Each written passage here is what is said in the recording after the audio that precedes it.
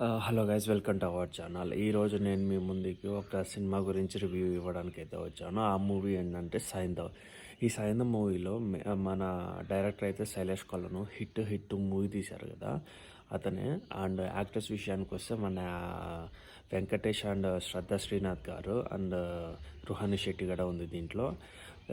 ఈ సినిమా గురించి నా ఒపీనియన్ చెప్పాలంటే ఇది అంత మంచి సినిమా అయితే కాదు, బట్ ఓకే అనుకునే ఒక మంచి మూవీ.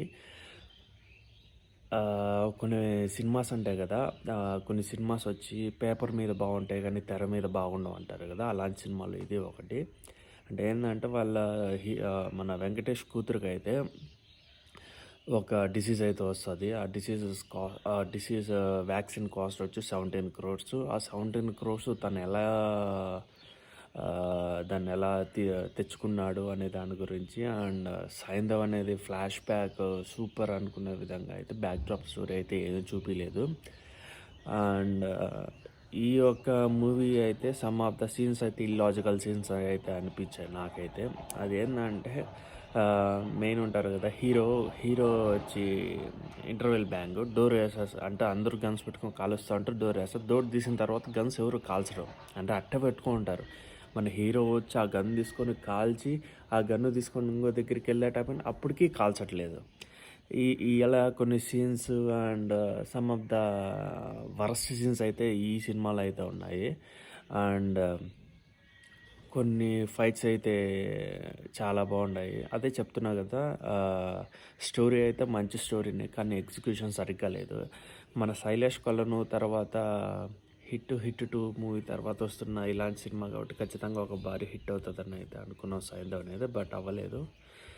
అండ్ ఈ మూవీ వెంకటేష్ గారికి ఇలాంటి మూవీస్ అంటే వెంకటేష్ అయితే చాలా బాగా యాక్ట్ చేశారు, కానీ అది బై బ్యాడ్ లక్ ఈ సినిమా అయితే స్టోరీ అంతగా కనెక్ట్ అవ్వలేదు. సో అందుకే ఈ సినిమా ఫ్లాప్ అయితే అయింది. నేను చూశాను, అందుకే చెప్తున్నాను. లాస్ట్లో ఏంటంటే హీరో వెంకటేష్ కూతురు కూడా చనిపోతారు.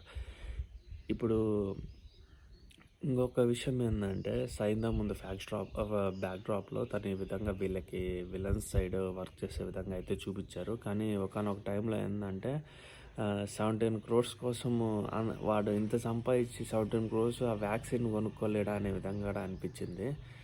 అండ్ ఇంకొక విషయం ఏంటంటే మన హీరో ఉన్నారు కదా, హీరో వచ్చి ఇది వ్యాక్సిన్ చాలామందికి కావాలి. అరౌండ్ ఒక 359-400 పీపుల్స్ దాకా ఈ సేమ్ డిసీజ్తో అయితే బాధపడుతూ ఉంటారు.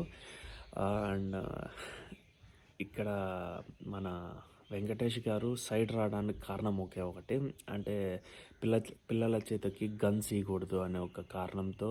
అండ్ వాళ్ళు డ్రగ్స్ అన్నీ సప్లై చేస్తున్నారు. సో ఇది కానీ మళ్ళీ వచ్చిందంటే నేను మళ్ళీ వస్తాను అంటారు. కానీ ఇక్కడ ఏంటంటే మెయిన్ చూసుకుంటే మన వెంకటేష్ గారు కూతురికి జబ్బు చేయడం వల్ల ఆ వ్యాక్సిన్ కోసం వచ్చినప్పుడు మళ్ళీ ఇదంతా రివీల్ అవుతుంది అంతే. నాకు అది కూడా కొంచెం ఇల్లాజికల్స్ అంటే వాళ్ళ కూతురికి జబ్బు రాగానే ఉంటాయి, దీని గురించి అసలు తెలిసేదే కాదు కదా. And it's not everybody cup of tea అని అయితే చెప్పచ్చు. అండ్ ఓకే గాయస్, సైంధవ్ అయితే నాకైతే నచ్చలేదు. శైలేష్ కొలను నుంచి ఇలాంటి ఒక ఫిలిం అయితే ఎక్స్పెక్ట్ చేయలేదు. స్టోరీ అయితే బాగుంది, కానీ ఎగ్జిక్యూషన్ సరిగ్గా లేదు. అండ్ నెక్స్ట్ ఫిలింతో మంచి కంబ్యాక్ ఇస్తారని అయితే మనస్ఫూర్తిగా కోరుకుంటున్నాను. ఓకే గాయస్, మరిన్ని వీడియోస్లో అయితే మళ్ళీ కలుసుకుందాం. అంతవరకు అయితే బాయ్.